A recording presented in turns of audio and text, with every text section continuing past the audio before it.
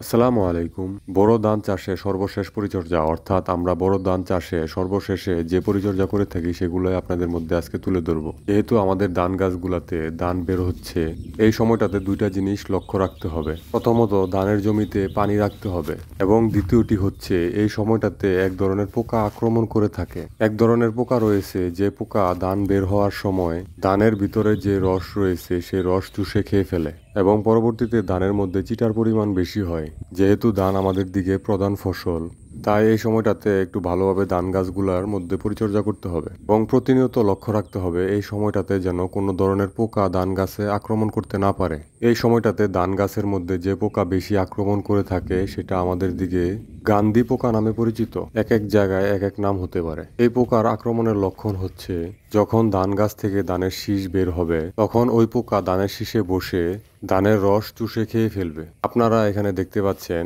ধানের শীষের উপরের অংশ সাদা হয়ে আছে, অর্থাৎ মাথার মধ্যে সাদা হয়ে আছে।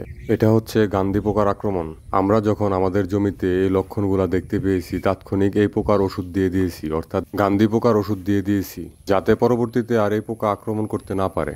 আমরা সবসময় আপনাদেরকে সঠিক এবং সত্য তথ্য দেওয়ার চেষ্টা করি। আমাদের গ্রামীণ এগ্রোর ভিডিও দেখে আপনাদের মধ্যে কোনো একজন ব্যক্তি যদি উপকৃত হন, সেটাই হচ্ছে আমাদের সার্থকতা। আপনারা এখানে দেখতে পাচ্ছেন ধানের শীষে কিছু কিছু জায়গা সাদা হয়ে আছে, সেটাই হচ্ছে গান্ধী পোকার আক্রমণের লক্ষণ। আমরা প্রতিনিয়ত কি কাজ করি এবং কিভাবে করে থাকি সেগুলোই আপনাদের মধ্যে তুলে ধরার চেষ্টা করি। যদি আমাদের গ্রামীণ এগ্রোর ভিডিও আপনাদের ভালো লেগে থাকে তাহলে অবশ্যই আমাদের পাশে থাকবেন। আপনাদের উদ্দেশ্যে একটা কথা বলি, যে কোনো কাজ করতে হলে ওই কাজটা আপনাদের ভালো লাগতে হবে। তা না হলে যদি কোনো কাজ আপনাদের ভালো নাই লাগে সেক্ষেত্রে আপনারা ওই কাজটা করতে পারবেন না, হোক সেটা কৃষি কাজ বা গরু মহিষ পালন।